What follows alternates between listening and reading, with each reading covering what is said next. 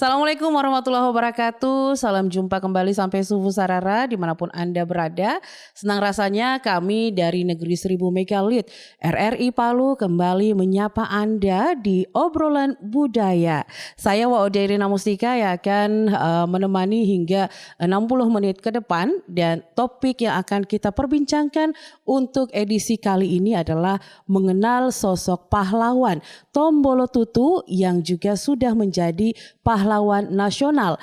Beliau adalah putra daerah di Sulawesi Tengah dan di tahun 2021 dinobatkan sebagai pahlawan nasional. Nah, untuk mengenal sosok beliau lebih dalam, komunitas Seni Lobo di pekan ini juga akan mengadakan sebuah pertunjukan yang bertajuk Pramu Pintu Tomene, dan langsung saja kita berbincang bersama dengan perwakilan dari komunitas Seni Lobo. Di studio hari ini sudah hadir Kakak Iin Ainar Lawide selaku produser. Assalamualaikum Kak Iin. Waalaikumsalam. Oke, sehat ya? Alhamdulillah. Kayaknya lagi puncak-puncaknya untuk melaksanakan kegiatan nih. Ya. Oke, kita sita waktunya sebentar untuk memberikan informasi juga kepada seluruh masyarakat terkait dengan kegiatan yang akan dilaksanakan. Dan bersama dengan Kak Iin juga sudah hadir Kakak Rahmatia selaku asisten koreografernya nih. Ya, halo, saya panggilnya Kak Tia ya? Iya. Oke, Kak Tia asisten koreografi. Berarti di pertunjukan nanti ini akan ada semacam gerakan-gerakan begitu berarti ya? Iya. Oke, nah untuk lebih jelasnya kita langsung berbincang saja terkait dengan kegiatan Pramu Pintu Tomene. Nah, dari Kak Iin dulu ini bisa dijelaskan seperti apa yang dimaksud dengan Pramu Pintu Tomene ini Kak Iin?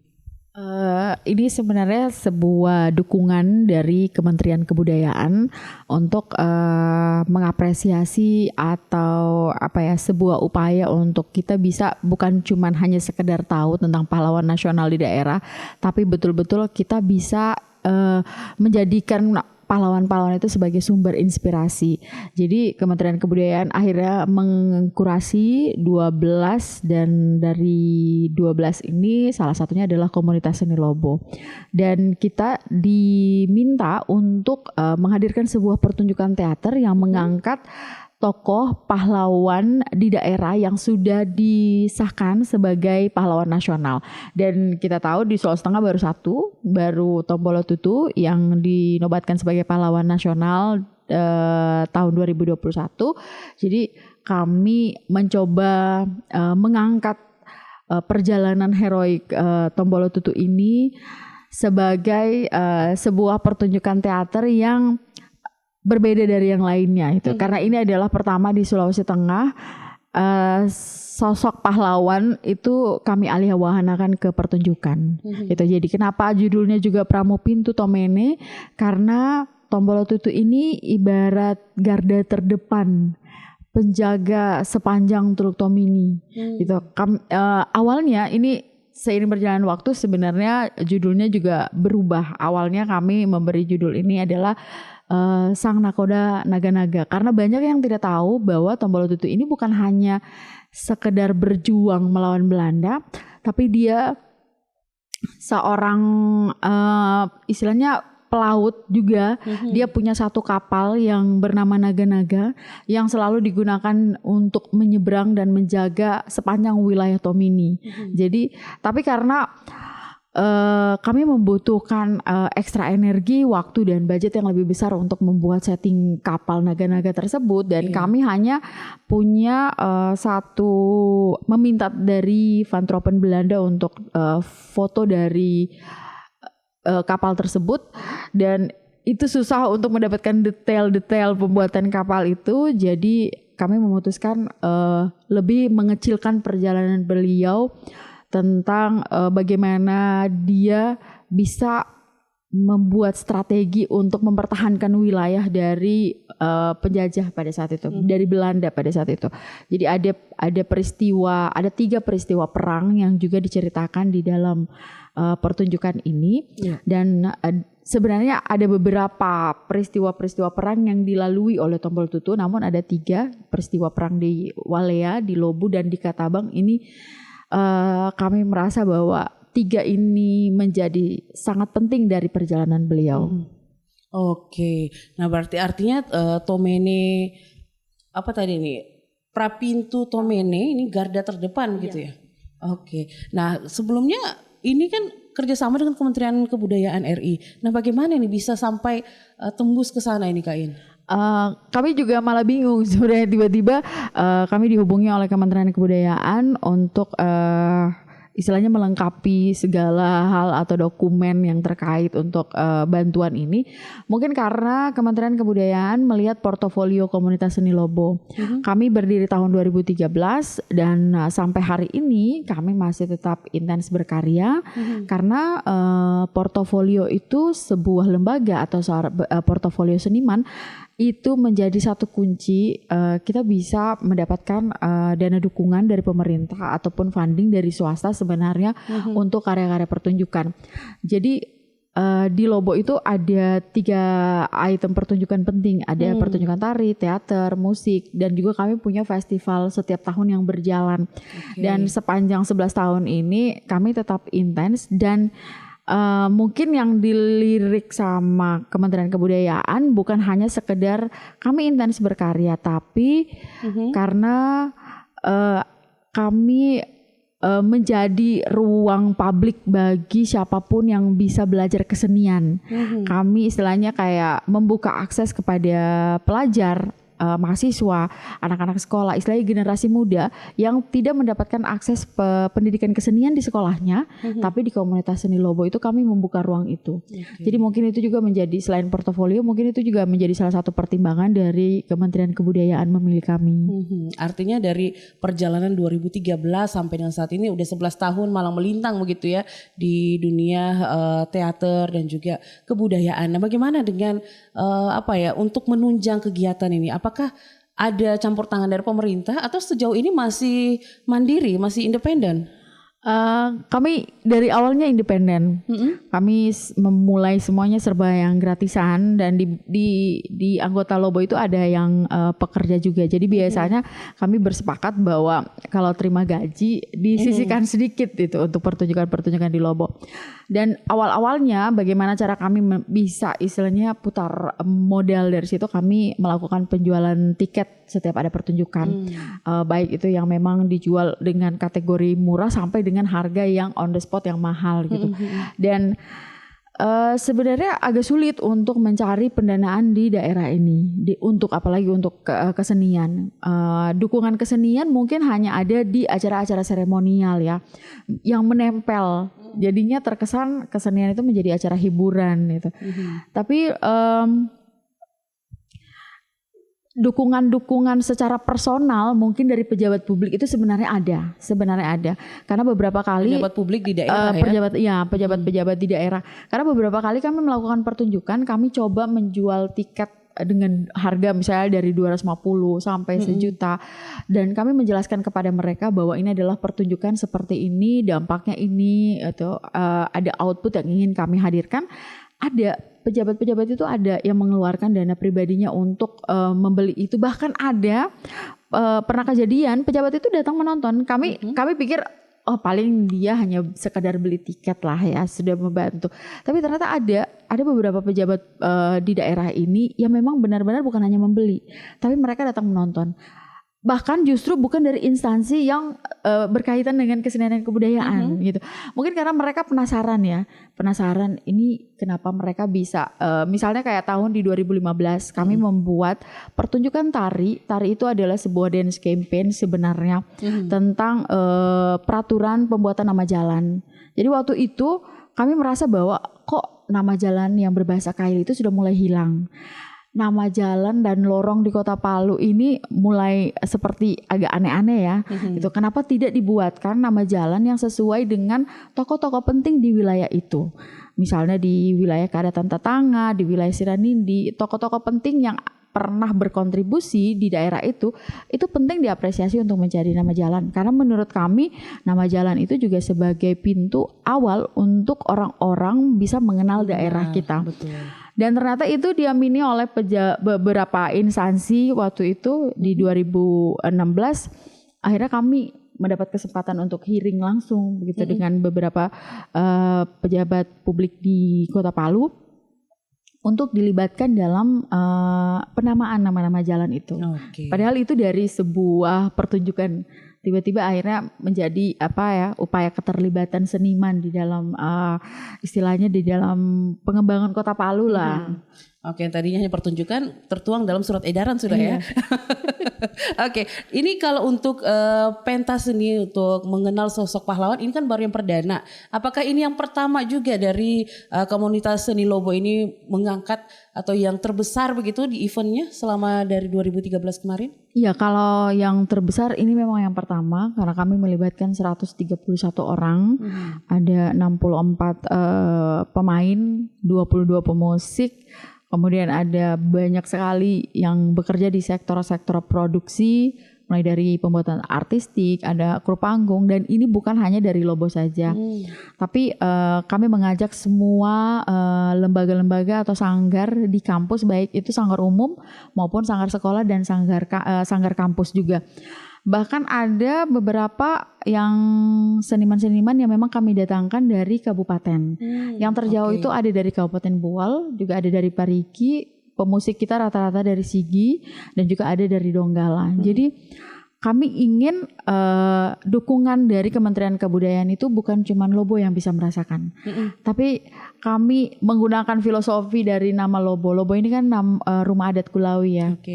Rumah yang paling menurut saya punya filosofi yang bagus, menerima segala hal dan membuka banyak sekali kesempatan untuk orang bisa berdiskusi atau menjadi satu media media perdamaian. Itu adalah filosofi Lobo dan itu yang kami gunakan dalam keseharian kami berproses kesenian, dan kami ingin dukungan kebudayaan dari Kementerian Kebudayaan ini juga bisa dirasakan oleh teman-teman dari kabupaten dan seniman dari Kota Palu, sanggar-sanggar.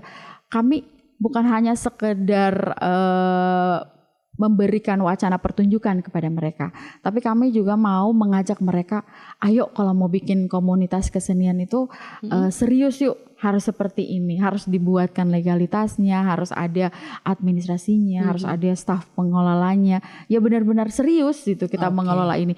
Kalau kesenian kita tidak olah secara serius, pemerintah mungkin juga tidak bisa percaya dengan kita. Juga. Iya, itu karena pemerintah dia punya anggaran, dia punya dana. Tapi ketika dia mau kasih ke seniman, terus senimannya tidak punya pengelolaan yang baik itu sumber dayanya maupun juga bagaimana karya-karyanya.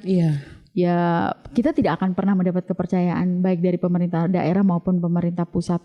Jadi Pramu Pintu Tomene ini pertunjukan pertama yang kami melibatkan banyak sekali orang, lintas generasi, lintas disiplin ilmu, lintas seni, dan tapi kalau untuk mengangkat tokoh-tokoh ini bukan kali pertama sebenarnya, cuman ini perdana yang betul-betul banyak sekali melibatkan banyak unsur gitu ya. Oke, nah kalau sudah ini adalah yang perdana untuk yang event terbesar, nah keterlibatan Kak Rahmatia lagi nih. Ini apakah juga Kak Tia sudah mengikuti komunitas seni Lobo ini dari 2013 atau seperti apa nih Kak Tia? Oke, saya mengikuti Kak Iin, terutama seni Lobo mulai dari 2023. Baru setahun berarti nih ya. Gimana ini caranya bisa matching, bisa balance sama tim yang lain? Bisa matching dan balance sama yang lain, komunikasi. Komunikasi, terus bagaimana kita bekerja sama untuk mengolah ide dari komunitas seni Lobo supaya apa yang kita harapkan untuk pertunjukan Pramu Pintu Tomene ini bisa berjalan dengan baik. Oke, berarti ini event pertamanya Rahmatia bersama dengan seni Lobo? Tidak, sudah event ketiga, keempat. Event ketiga. Iya. Oke, di sini kan Rahmatia sebagai asisten koreografer. Nah, boleh spill dong ya, seperti apa begitu ya bentuk-bentuk pertunjukan nanti akan ditampilkan? Oh iya. Di Pramu Pintu Tomene bukan hanya ada teater, tapi ada musik dan ada tari. Jadi di kegiatan ini kita memasukkan beberapa koreo di dalam teater tersebut demi mendukung jalannya pertunjukan dari Pramupito Tomene. Jadi ada beberapa gerak-gerak dari silat Kontau juga kita masukkan ke dalam, dan ada beberapa pola-pola lain yang mungkin orang-orang pikirnya hanya menari dengan kelembutan dan penyambutan dengan gerakan yang ayu, tapi di kali ini di Pramupito Tomene kita akan buat dia koreo-koreo itu berbeda daripada biasanya. Oh, oke. Seperti berarti ada kayak silat juga itu harus diarahkan begitu ya. Nah, kemudian ini Kak Tia, seperti yang disampaikan Kak Iin tadi harus benar-benar yang serius begitu ya. Ini jangan tiba-tiba masuk, tiba-tiba keluar. Nah, Kak Tia kan baru setahun nih. Nah, gimana juga untuk meyakinkan seluruh tim gitu ya bahwa di sini Kak Tia benar-benar hadir. Basicnya Kak Tia sendiri sebagai apa sebelumnya? Penari. Oh, penari memang ya. Oke, berarti sudah ada basic ya Kak Iin. Nah, gimana ini untuk apakah ada kesulitan, kendala ketika mengarahkan, bahkan mungkin Kak Tia harus pelajari terlebih dahulu ya? Untuk kesulitan sepertinya tidak ada, karena kebetulan yang saya ajak untuk menari di acara ini kebetulan juga sudah punya basic tari. Jadi tinggal beberapa saja yang dipoles untuk digerakkan yang mungkin mereka belum dapat di tari-tari sebelumnya. Artinya pelibatan dari para pelaku tarinya nanti ini memang orang-orang yang sudah berpengalaman atau yang ada yang masih baru muncul nih? Iya, sudah berpengalaman, sudah yang punya basic tari. Dan di setiap gerakan itu mengandung arti? Iya. Oke. Saya jadi penasaran nanti untuk melihatnya ya. Oke, Kak Iin dan juga Kak Tia, nanti kita akan kembali lagi di sesi kedua. Ini juga mungkin mempertanyakan begitu ya, seperti apa dari Kak Iin dan juga teman-teman bisa mempertahankan eksistensi, apalagi sekarang baru umur 11 tahun ya. Mudah-mudahan panjang dan terus menyuarakan dan menginformasikan terkait dengan tokoh-tokoh yang ada di sini dan juga budaya-budaya di Sulawesi Tengah. Kami masih akan kembali sampai Sufu Sarara, tetaplah bersama kami. Jajanan Nusantara. Jajanan Nusantara.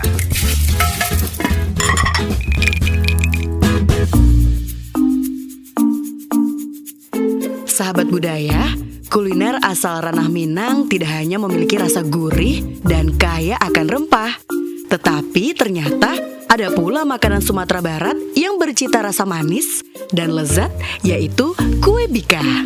Kue bika jadi cemilan khas di daerah Koto Baru, Sumatera Barat. Nama bika adalah kependekan dari biskuit Koto Baru asli. Ada salah satu bika yang terkenal di Bukit Tinggi, yaitu Bika Talago. Tempatnya berada sekitar 10 km dari pusat kota Bukit Tinggi. Bahan utama bika Koto Baru adalah air kelapa, tepung beras, dan gula pasir yang diwadahi dengan daun waru. Bentuknya lebih mirip kue apem daripada bika Ambon yang memiliki tekstur berlubang-lubang seperti sarang tawon. Perbedaan lainnya dengan bika Ambon adalah cara pembuatannya. Bika Ambon diolah dengan cara dikukus, sedangkan bika Koto Baru diolah dengan cara dibakar atau dipanggang di atas tungku api dan beralaskan daun jati. Apabila sahabat budaya berkunjung ke Bukit Tinggi, kue bika bisa kamu dapati di sepanjang ruas jalan tersebut. Mulai masuk dari daerah Kayu Tanam hingga ke Koto Baru Padang Panjang, kuliner khas ini sangat banyak dijual di pinggir jalan. Dijamin, sekali coba pasti ingin nambah lagi. Jelajah Nusantara.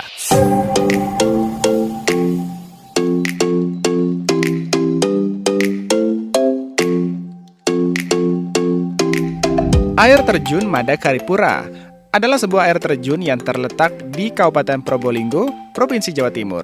Air terjun setinggi 200 meter ini merupakan air terjun tertinggi di Pulau Jawa dan tertinggi kedua di Indonesia. Air terjun ini, sahabat budaya, adalah salah satu air terjun di kawasan Taman Nasional Bromo Tengger Semeru, tepatnya di lereng Gunung Bromo. Air terjun Madakaripura berada di ujung lembah sempit dan berbentuk ceruk yang dikelilingi tebing-tebing curam yang meneteskan air pada seluruh bidang tebingnya seperti layaknya sedang hujan. 3 di antaranya bahkan mengucur deras membentuk air terjun lagi. Nama air terjun yang berada di ketinggian 1000 mdpl ini berasal dari kata Madakaripura, yaitu tanah perdikan milik Mahapati Gajah Mada dari Kerajaan Majapahit. Air terjun Madakaripura juga kerap disebut air terjun abadi. Hal itu karena air yang dialirkan oleh air terjun ini selalu melimpah dan tak pernah berkurang debitnya.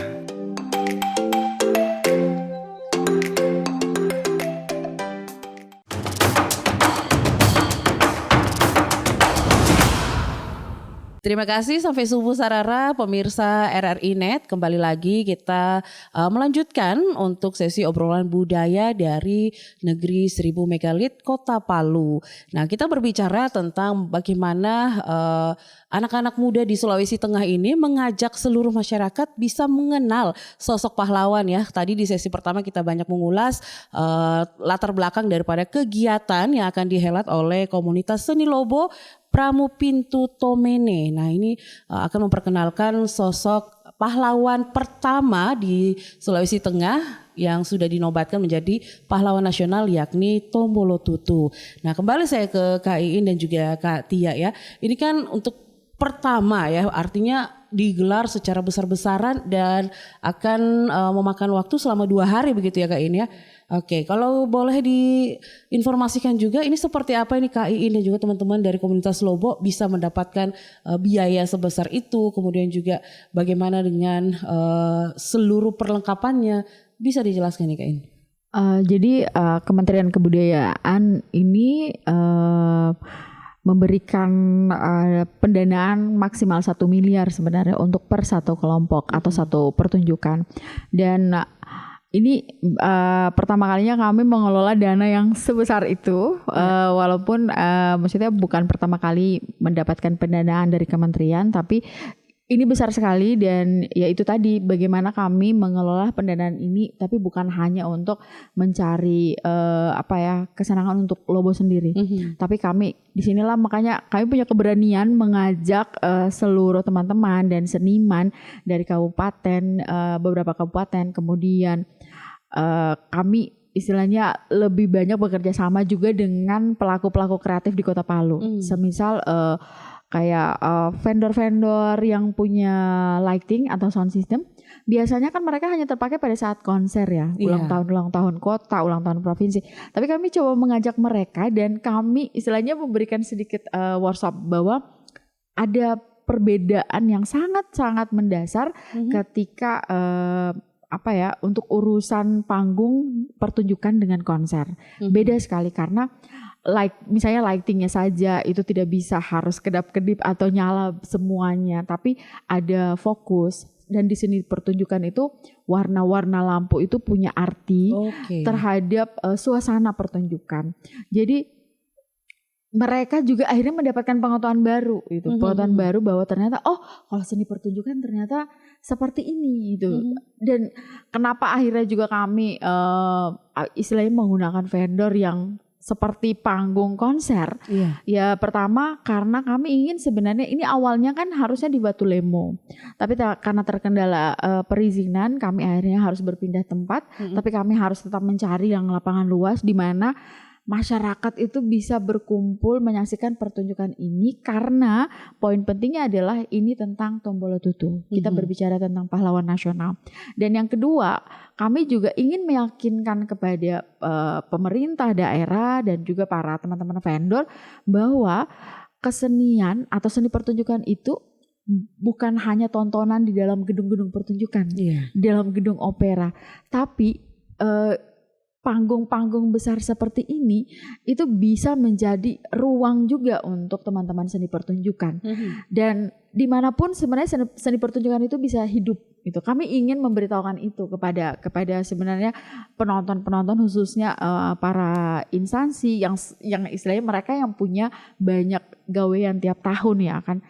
Dan yang ketiga adalah kami ingin setelah pertunjukan ini ada instansi yang memang mau melanjutkan untuk lebih mengenalkan Tombolo Tutu ini kepada masyarakat, khususnya generasi muda. Sebelum kami melakukan pertunjukan ini, kami melakukan riset dan kami juga ada survei dengan beberapa siswa di sekolah-sekolah Kota Palu. Kami menanyakan seberapa besar kalian mengenal pahlawan di Sulawesi Tengah. Ternyata itu mereka kurang lebih hanya menjawab 2% yang mengetahuinya. Terus kami jawab, apakah kalian mengenal Tombolo Tutu? Jawabannya iya, tapi ternyata siapa itu Tombolo Tutu? Mereka bilang itu nama jalan. Sebatas itu pengetahuan kita. Itu sangat miris sekali. Ketika anak-anak hanya tahu bahwa pahlawan-pahlawan kita itu adalah nama jalan itu. Tapi pemberian Tombolo Tutu dengan nama jalan itu juga menurutku juga perlu dipikirkan kembali. Harusnya dia berada di jalan-jalan besar ya, jalan protokol, karena bagaimana heroiknya dia, perjuangannya dia, nilai-nilai patriotisme yang dia wariskan. Itu sebenarnya yang ingin kami ceritakan di pertunjukan ini. Tombolo Tutu ini menolak segala bentuk perjanjian dengan Belanda. Dan dia lebih memilih untuk tidak menjadi raja, dan dia lebih memilih untuk istilahnya turun lapangan lah, berperang. Karena siapa lagi? Mungkin di saat itu beliau berpikir siapa lagi yang akan bisa menjaga daerahnya ini untuk diwariskan nanti kepada generasi kalau bukan dimulai dari saya. Jadi sikap-sikap seperti itu sebenarnya ingin kami hadirkan di pertunjukan ini. Kami berharap itu bisa terwariskan dengan baik untuk generasi muda, dan bahkan mungkin pejabat-pejabat publik kita juga harus mengetahui itu gitu. Bahwa kejujuran dan keberanian seorang Tombolo Tutu itu sebenarnya harus melekat di diri para kepala-kepala daerah ini, kepala instansi pemerintah itu di kota dan di daerah ini. Iya, semangat juang dan tak gentar gitu ya. Oke, tapi ini requestan dari Kementerian Kebudayaan atau dari komunitas seni Lobo nih yang ajukan pertama kali? Memang permintaan dari Kementerian Kebudayaan untuk kita harus buat sebuah pertunjukan teater kepahlawanan dengan syaratnya pahlawannya ini sudah harus pahlawan nasional dari daerah masing-masing. Nah di Sulawesi Tengah baru beliau itu, jadi mau tidak mau kita harus mengangkat sosok Tombolo Tutu. Tapi akhirnya makin kesini makin merasa bahwa wah ternyata luar biasa sekali perjalanannya. Sampai dia punya dia istilahnya sebagai penjaga sepanjang Tomini itu, kita baru tahu bahwa dia punya kapal, kita baru tahu bahwa dia tidak mau disebut sebagai raja, dia lebih suka disebut sebagai pejuang istilahnya. Dan kita baru tahu bagaimana dia menjalin komunikasi dengan kerajaan-kerajaan tetangga sampai dengan di Ternate, di Maluku, di Gorontalo, dan pola komunikasi yang dilakukan oleh Tombolo Tutu itu mungkin akan terlihat dari keturunan-keturunannya menurut saya ya, karena itu juga bisa kita ikut. Kalau istilah sekarang mungkin membangun kemitraan atau jejaring. Yang ternyata itu sudah dilakukan di masa-masa tahun 1800-1900-an oleh salah satunya oleh beliau itu, oleh Tombolo Tutu. Jadi kami awalnya hanya terdesak karena memang karena cuma satu itu pahlawan nasional di sini. Tapi semakin kemari kami sendiri akhirnya menyadari bahwa peran Tombolo Tutu untuk daerah ini sangat besar. Oke, nah sebelum saya ke Tia nih ya, bagaimana tentang koreonya ketika mengarahkan yang akan menjadi penokohan si pahlawan kita ya Tombolo Tutu ini, saya ke Kak Iin dulu nih. Ketika Kementerian Kebudayaan mempercayakan ini, apakah dilakukan riset juga dan sejak kapan gitu ya? Apakah ada kendalanya? Seperti apa nih Kak Iin? Kalau Kementerian Kebudayaan mungkin mengkurasi kami ya, karena mungkin melihat perjalanan kami yang tetap intens setiap tahun, hampir setiap tahun kami berkarya, yaitu tadi dari portofolio mungkin, tapi dari kami sendiri ya kami melakukan riset juga, karena kami punya punya referensi buku dari bukunya Pak Lukman Najemuddin. Ini teman-teman juga bisa baca karena di dalam buku itu banyak berkisah tentang Tombolo Tutu. Tapi kami tidak ambil secara penuh, tapi kami meramunya lagi. Tapi kami juga mencari narasumber lain, kayak misalnya sejarawan-sejarawan di Kota Palu di Sulawesi Tengah, seperti Pak Haliadi Sadi dan Pak Iksam, arkeolog. Mereka banyak akhirnya membantu data-data kami. Kami juga mencoba mencari koneksi dengan teman-teman di Van Tropen Belanda untuk kita bisa tahu bagaimana bentuk fisiknya tombol tutu ini, mulai dari kulitnya, bentuk matanya, karena itu penting untuk yang akan memerankan tombol tutu nanti itu kan. Jadi apakah dia badannya kecil, apakah besar, tinggi atau pendek. Jadi kita harus punya detail-detail secara fisik tentang beliau. Tantangannya dia harus mengumpulkan sebanyak itu orang-orang yang punya kesibukan masing-masing. Karena di pertunjukan ini ada yang ASN, ada yang istilahnya mereka punya kesibukan. Dan bagaimana dengan sabarnya saya juga Tia jadi asisten koreografer untuk bisa menyatukan mereka di dalam satu tempat latihan gitu. Kalau tari kan mereka dari sanggar-sanggar tari yang berbeda. Dengan pola latihan yang berbeda, tiba-tiba ikut di tari ini yang full silat gitu kan. Yang bukan gerakan-gerakan lentik, gerakan yang penuh keluasan. Itu mereka pasti juga akan kaget karena tidak dari basic sanggarnya seperti itu. Begitu juga yang teman-teman teater. Teman pemusik pun begitu, malah komposer kita ini adalah guru ngaji. Iya, dari pondok pesantren di Dolo. Ustadz Muhammad Izzat. Beliau memang sebelumnya sudah berkontribusi banyak untuk Lobo di musik-musiknya Lobo, dan dia seorang guru ngaji tapi karena mungkin mengingat ini adalah punya manfaat besar untuk generasi muda mengenalkan sosok pahlawan, beliau dengan ekstranya pulang balik. Ini banyak teman-teman pemusik itu dari Sigi itu pulang balik dari Sigi Palu hanya untuk pertunjukan ini. Tantangan lain mungkin adalah hal-hal teknis, yaitu tadi teman-teman vendor yang biasanya menangani konser tiba-tiba harus lebih ditahan, disabarkan untuk seni pertunjukan lain. Jadi istilahnya tangan mereka harus tidak lebih lincah saat konser. Kalau konser mungkin bisa lampunya bebas gitu ya, nyala klip ya. Tapi kalau di pertunjukan kan ada aturannya, ada tata aturannya. Jadi ketika panggung mereka yang digunakan yang memang full alat musik, sekarang full properti pertunjukan, itu juga membuat mereka wah ini pengalaman baru ya. Jadi banyak sekali tantangannya, dan juga durasi waktu yang singkat karena memang Kementerian Kebudayaan memberikan kami durasi hanya 2 bulan. Jadi itu sangat singkat sekali untuk kami betul-betul berpikir ekstra bagaimana tetap pertunjukan ini bisa betul-betul sangat-sangat baik dan berjalan lancar.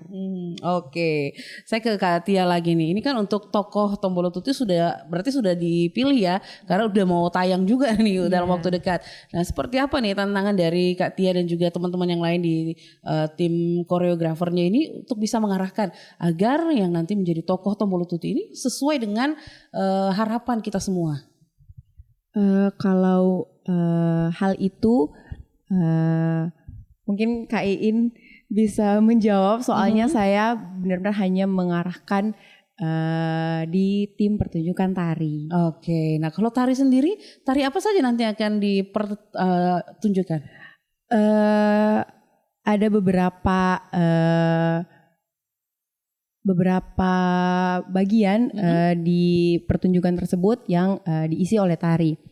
Di opening ada tari, di perang yang akan menuju ke Walea juga ada tari, dan kemudian sebelum perang selanjutnya juga ada tari. Jadi ada sekitar tiga koreo. Tari ini hanya khusus untuk persembahan ini, atau ada kayak semacam filosofi, misalnya kayak daerah mana tarian ini digunakan? Untuk filosofi dari daerah mana kayaknya tidak ya Kak ya. Hanya benar-benar hanya kita mendukung dan mengisi bagian-bagian dari teater tersebut.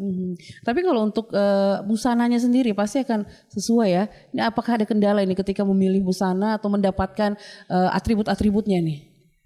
Kalau memilih tidak sih.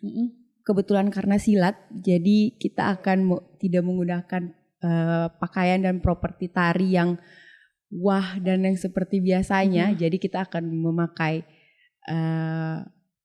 baju silat sesuai dengan konteks tari yang akan kita angkat.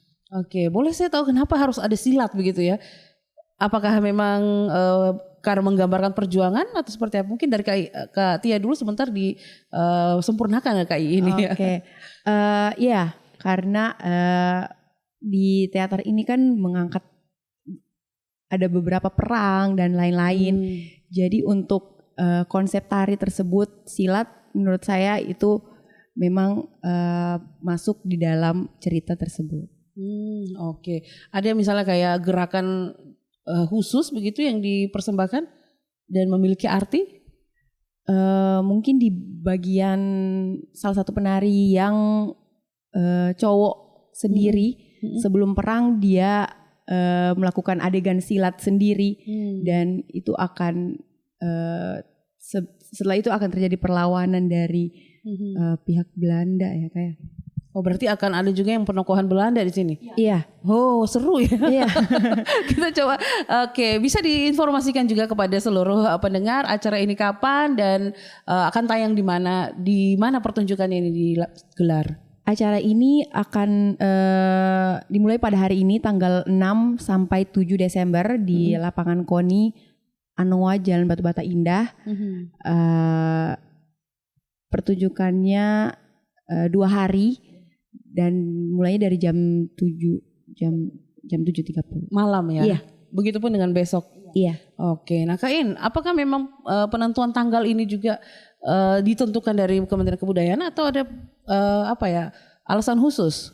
Sepertinya iya ya, karena kami awalnya bermohon di tanggal 13-14 Desember, tapi ternyata harus dimajukan ya karena ini dana dukungan pemerintah, karena mereka terkait laporan ke negara ya. Jadi mau tidak mau kita juga harus mengikut untuk penyesuaian dengan tanggal tersebut.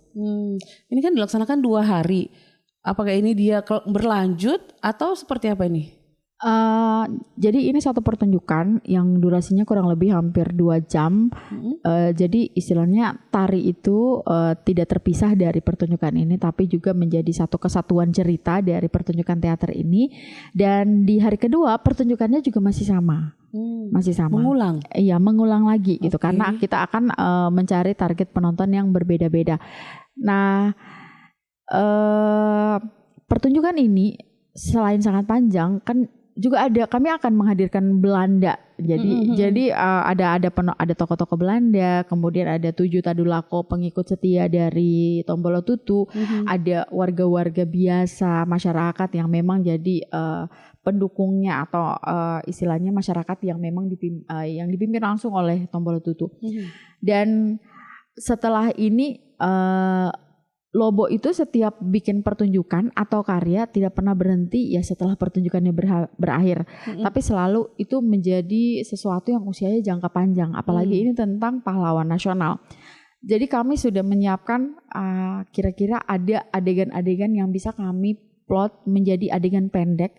Untuk itu bisa dipentaskan keliling misalnya dari satu sekolah ke sekolah lain. Itu tentang Tombolo Tutu, bagaimana dia melawan Belanda.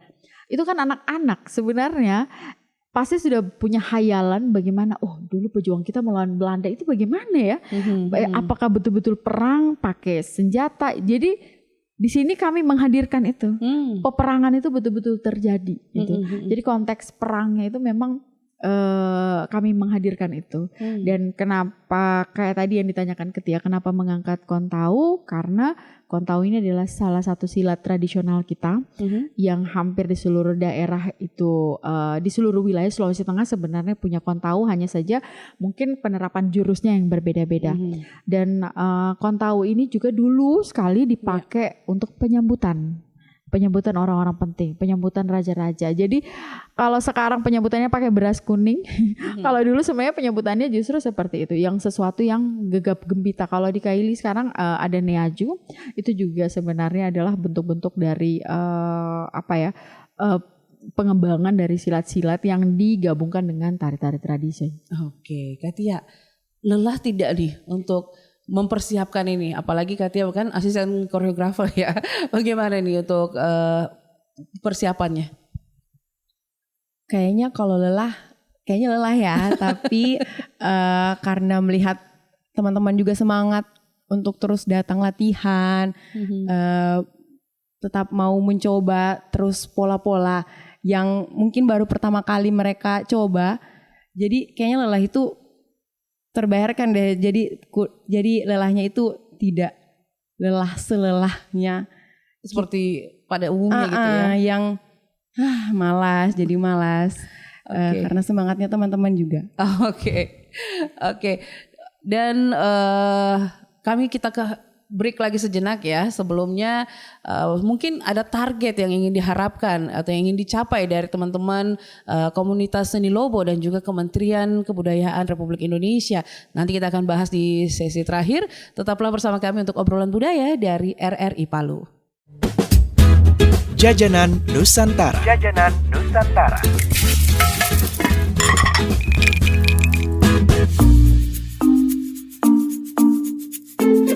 Sahabat budaya, kalau Papua memiliki papeda, Palu, kota yang terletak di Provinsi Sulawesi Tengah juga memiliki panganan tradisional yang diolah dari sagu. Tabarodange namanya. Makanan tersebut terbuat dari sagu dan dijadikan kudapan pilihan bagi masyarakat sekitar. Tabarodange memiliki sebutan lain. Masyarakat Kota Palu menyebutnya juga dengan nama jepah. Cemilan ini sangat khas karena proses pembuatannya masih tergolong tradisional. Hanya menggunakan tungku dan juga belanga yang terbuat dari tanah liat. Dengan mempertahankan ciri khas dari proses pembuatan serta alat-alat masak yang digunakan, dipercaya dapat menjaga kualitas rasa dari tabarodange. Terbuat dari campuran sagu dan kelapa parut, kudapan ini juga disajikan dengan tambahan isi di dalamnya. Pembeli dapat memilih antara ikan dan gula merah sebagai isinya. Walaupun sempat sulit dijumpai, tabarodange saat ini mulai dijual di beberapa sudut di Kota Palu, seperti di Taman Ria dan juga sepanjang Jalan Cumi-Cumi. Deretan ibu-ibu dengan tungku dan belanganya mulai terlihat ramai di pinggir jalan di kala sore datang. Ini menjadi pemandangan unik dan khas saat berjalan-jalan di Kota Palu. Serunya lagi sahabat budaya, tabarodange dibuat langsung di tempat. Jadi para pembeli bisa melihat langsung proses pembuatan dari awal hingga akhirnya siap untuk disantap. Kudapan ini sangat pas untuk dijadikan teman bersantai sore-sore ataupun jadi pelengkap obrolan santai bersama orang-orang terdekat di waktu senggang. Nah, kalau sahabat budaya penikmat olahan dari bahan dasar sagu, tabarodange harus ditambahkan ke dalam daftar wisata kuliner ketika berada di Kota Palu.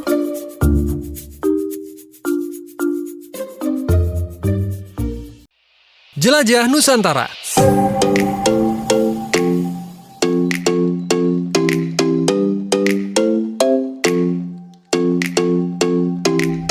Pantai Parai Tenggiri adalah salah satu objek wisata yang terletak di Kecamatan Sungai Liat, Kabupaten Bangka, Kepulauan Bangka Belitung.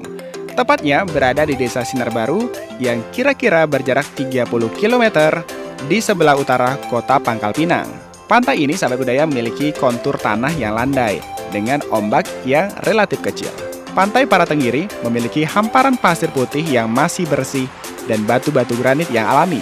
Batu-batu tersebut mempunyai ukuran yang cukup besar dan juga bersifat alami, sehingga makin menambah kesan eksotiknya. Kawasan pantai ini ditetapkan sebagai kawasan wisata hijau atau yang dikenal dengan sebutan Parai Green Resorts. Hal ini disebabkan karena pengelola sangat memiliki kepedulian yang besar terhadap usaha penyelamatan lingkungan, yakni dengan cara mengurangi penggunaan bahan-bahan yang dapat mencemari wilayah pantai. Hal ini terlihat dari lingkungan pantai yang bersih dan tertata asri serta beberapa penjaga pantai yang memantau pengunjung yang berenang agar tidak terjadi hal-hal yang tidak diinginkan.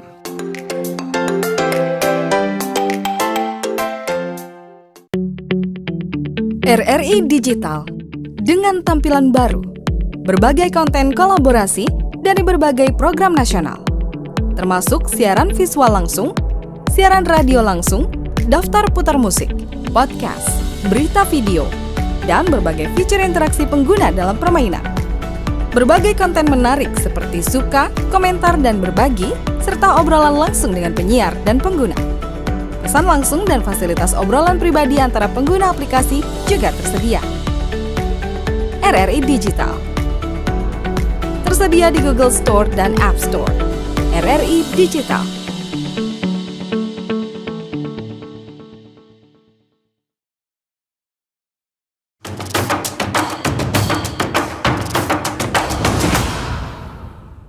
Baik pendengar dan pemirsa RRI Net, untuk obrolan budaya di hari ini dengan topik mengenal sosok pahlawan Tombolo Tutu berasal dari Sulawesi Tengah. Kita sudah sampai di sesi terakhir ya. Nah tapi sebelum itu sepanjang percakapan kita belum tahu begitu ya, siapa sosok yang nantinya akan memerankan tokoh Tombolo Tutu dan seperti apa juga misalnya ciri-ciri fisik dari pahlawan kita ini belum dijelaskan ya. Mungkin kita akan menggali lebih dalam lagi terkait hal tersebut. Nah Kak In, pasti sudah ada dong tokoh yang akan memerankan Tombolo Tutu malam nanti ya. Nah seperti apa juga nih ketika prosesi pemilihan, apakah dilakukan audisi atau yang sudah sering tampil aja seperti itu?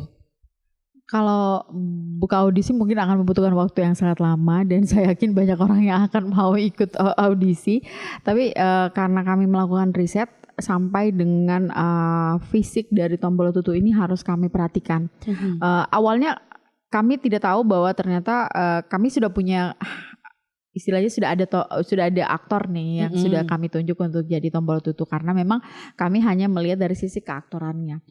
Tapi ternyata dia sangat tidak sesuai dengan ciri-ciri dari Tombolo Tutu. Jadi kami harus akhirnya mencari lagi. Kemudian kami mulai melis nama-nama teman-teman. Ya itu tadi kami karena ini pertunjukannya singkat, prosesnya cepat 2 bulan. Jadi kami harus mencari aktor-aktor yang sudah memang sudah sering tampil, sudah sering pentas, istilahnya sudah punya pengalaman. Kami melis nama-nama aktor yang sekiranya dari mereka itu adalah yang mendekati seperti fisik dari Tombolo Tutu ya. Beliau yang tinggi, terus pembawaannya tenang, matanya agak sedikit cipit, warna kulitnya cerah gitu ya. Jadi kami harus mencari orang yang seperti itu tapi dia betul-betul aktor gitu. Dan akhirnya kami ketemu dari teman-teman di Sanggar Seni Lentera namanya Rian. Kebetulan juga dia aktor walaupun sekarang berprofesi sebagai ASN. Tapi basic dia sebagai aktor itu akhirnya masih ada gitu. Dan istilahnya bisa hidup di pertunjukan ini. Dan ketika gladi udah kelihatan ya, oh benar nih kita nggak salah pilih orang ya. Oke, Kak Tia, untuk mempersiapkan kegiatan ini butuh berapa lama ini Kak Tia? Untuk persiapan acara ini butuh waktu hampir sebulan. Dari mencari teman-teman, mengumpulkan teman-teman tari, mulai proses latihan, sekitar sebulan. Kalau dari tari sendiri berapa sanggar nih yang terlibat? Ada beberapa sanggar, ada Parigata, ada Ava Bulava, Bengkel Seni Balia, ada Kamiji Art, ada Noeda, ada Maradika. Oh Maradika, oke. Ini semua hanya berada di Kota Palu atau dari daerah lain pun juga ada? Ada dari daerah lain, ada dari Sigi, ada dari Parigi. Tapi kalau untuk sekarang ini semuanya sudah stay di Kota Palu gitu ya? Ya kebetulan semuanya rata-rata anak kuliah, jadi semuanya stay di Palu. Oke. Nah ketika untuk mensinkronkan ini untuk kesemuanya dari Sanggar Seni, seperti apa ini dari Kak Iin dan juga Kak Tia bisa berkolaborasi? Mensinkronkan teman-teman dari berbeda-beda sanggar tidak terlalu sulit karena itu tadi basic tarinya sudah ada, cuman beberapa pola seperti olah tubuh dan lain-lain mungkin berbeda dan ketubuhan mereka juga dari sanggar masing-masing mungkin berbeda, jadi hanya beberapa saja yang tinggal dipoles. Oke. Ini kan udah mendekati. Gimana tensi latihannya ini, Katia? Tensi latihannya kita sudah dari beberapa minggu yang lalu sudah mulai latihannya setiap hari. Dan intensitas latihan semakin ditingkatkan karena menuju hari H. Jadi kita latihannya mulai dari sore sampai malam. Oke, artinya tidak ada gesekan-gesekan begitu untuk kepentingan individu? Tidak ada. Alhamdulillah ya. Hanya kerja saja dan mungkin kuliah, teman-teman yang kuliah. Oke, baik. Nah Kak In, nah ini kan sudah mau puncak acara ya. Gimana nih Kak In untuk bisa mengumpulkan semua nih para tokoh-tokoh, para pelaku-pelakunya nanti. Apalagi ini kan banyak ya yang dari daerah-daerah luar. Mereka ini sudah sebulan ini istilahnya kayak terikat kontrak dengan kita bahwa ini upaya sama-sama. Ini bukan cuman sekedar kita rindu lagi main teater atau rindu untuk pertunjukan, dan juga bukan hanya sekedar mau dapat honorarium misalnya, tapi betul-betul karena ini mengangkat kisah pahlawan. Jadi saya dan sutradaranya Kak Ipin itu betul-betul ingin juga masing-masing tokoh yang main, aktor-aktor, penari, bahkan semua tim di belakang panggung pun juga mari sama-sama kita merasakan kita kembali ke era-era di mana Tombolo Tutu betul-betul pada saat itu berperang, supaya kita betul-betul merasakan bagaimana perjuangan pejuang-pejuang kita dulu, pahlawan-pahlawan kita dulu untuk mempertahankan daerahnya dari Belanda yang ingin merampas semua sumber daya kita. Ini bukan soal perangnya, ini bukan soal menang kalah, tapi lebih pada bagaimana Tombolo Tutu mempertahankan apa yang bisa dia wariskan untuk generasinya, dan bukan cuma untuk dinikmati masyarakat Mautong, Parigi Mautong, tapi seluruh Sulawesi Tengah pun akhirnya kena imbas itu istilahnya. Jadi pahlawan-pahlawan ini bukan hanya menjadi sumber inspirasi, tapi betul-betul kita bisa bisa banyak belajar dari bagaimana perjuangan mereka. Kalau sekarang kita tidak berperang lagi, mungkin sedikit kita sudah merasakan yang namanya tidak lagi harus angkat senjata untuk mengusir, tapi kita melanjutkan perjuangan mereka ya dengan nilai-nilai patriotisme yang mereka wariskan. Jadi itu yang kami tanamkan kepada seluruh aktor. Jadi bagaimana kita sama-sama ayo kita memberitahu kepada masyarakat Palu, kepada para pejabat-pejabat bahwa pahlawan-pahlawan kita ini layak untuk menjadi pahlawan nasional. Perjuangan-perjuangan. Mungkin kami berharap setelah Tombolo Tutu akan ada lagi misalnya yang bisa diangkat seperti Marjun Habi, Haji Hayun juga, kemudian Karanjalemba, terus juga bisa jadi banyak sekali. Ada bahkan ada pejuang-pejuang perempuan kayak Maya Bunga, Ranginga Magi itu bisa terangkat lagi ke nasional setelah Tombolo Tutu. Jadi kadang kami greget gitu, kok daerah kita begitu lambat untuk menyusun hal-hal yang sangat berpengaruh, punya pengaruh besar kepada pewarisan generasi muda, karena mereka menjadi generasi-generasi yang ahistoris sekarang. Mereka tidak mengenal sejarah kota ini, sejarah Sulawesi Tengah, pahlawannya. Jadi inilah momen di mana kami ingin membuka Lobo menjadi ruang belajar bersama. Gitu. Tapi dari kegiatan ini apa yang komunitas seni Lobo targetkan sesuai dengan yang diinginkan dari Kementerian Kebudayaan, dan indikator apa yang melihat gitu ya bahwa target ini sudah kita capai? Yaitu karena temanya adalah pahlawan nasional sebagai sumber inspirasi, kami dari Kementerian Kebudayaan semalam mengatakan bahwa Lobo termasuk yang istilahnya mampu menangkap tema tersebut itu, karena kami tidak berbicara tentang bagaimana pahlawan itu bisa membuat kita bisa jadi sangat patriotis sekarang, tapi betul-betul kami mengisahkan Tombolo Tutunya gitu. Kami mengisahkan perjalanan Tombolo Tutunya dengan 3 kisah heroik perangnya, dan kami berharap ini bisa menjadi sebuah refleksi untuk kita bahwa wah memang sedahsyat ini perjuangan orang-orang dulu untuk mengusir Belanda, dan kita sekarang enak-enak ini sebenarnya tinggal menikmati gitu. Jadi ada sebuah refleksi yang harus tertanam dari pertunjukan ini, dan ya itu tadi, kami tidak akan berhenti di sini untuk terus juga menyuarakan tentang Tombolo Tutu dan pahlawan-pahlawan serta pejuang lainnya di Sulawesi Tengah. karena Lobo sendiri juga punya banyak program tentang sejarah lokal gitu. Jadi setelah dukungan Kementerian Kebudayaan ini, ya kami tidak akan berhenti di sini saja menyuarakan itu. Oke, dari Kak Tia nih yang sudah membersamai juga untuk pertunjukan ini ya, yang pertama terbesar yang dikelola oleh komunitas seni Lobo. Seperti apa harapannya dari Kak Tia? Harapan saya setelah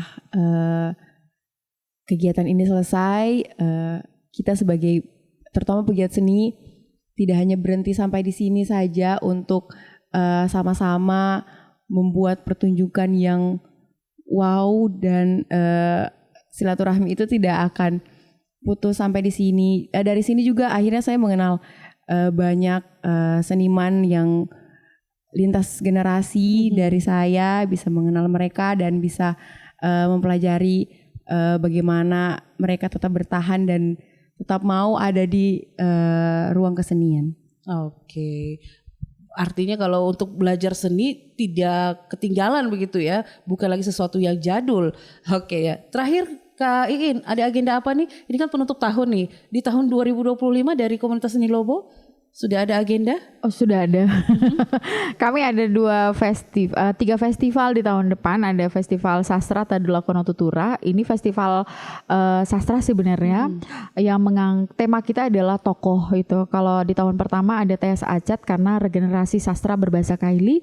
Kemudian di tahun kedua itu kami mengangkat Masyudin Masyuda, salah satu pelaku budaya yang punya andil besar terhadap literasi kebudayaan di Sulawesi Tengah. Dan di tahun depan kemungkinan tema kami adalah Sahri Lawide itu. Jadi naskah-naskah sandiwara radio yang pernah beliau buat dalam bahasa Kaili itu akan kami alihwahanakan ke pertunjukan. Kemudian kami ada agenda tahunan juga yang bekerja sama dengan Dinas Pariwisata Kota, Palu Menari Festival. Saya pakai bajunya ini, saya lagi promosi itu. Karena ini adalah satu-satunya festival bersama Festival Rauda di Sulawesi Tengah yang istilahnya mendapat dukungan dari Kementerian Pariwisata itu. Jadi ada festival seni pertunjukan, tapi yang dukung bukan kebudayaan, tapi yang dukung seni pariwisata gitu. Jadi dan ini adalah festival yang menghubungkan koreografer muda di Sulawesi Tengah dan kawasan Indonesia Timur.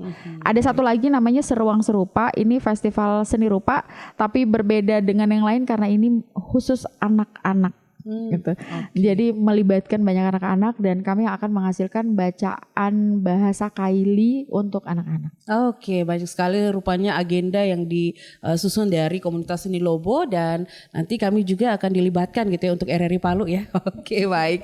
Demikianlah, terima kasih ya Rahwatia, Kak Iin juga sudah berbagi informasi untuk kegiatan mulia, kegiatan akbar mengangkat sosok pahlawan nasional dari Sulawesi Tengah sendiri, yakni Tombolo Tutu. Mari kita dukung seluruh kegiatan dari seniman-seniman lokal di tanah air.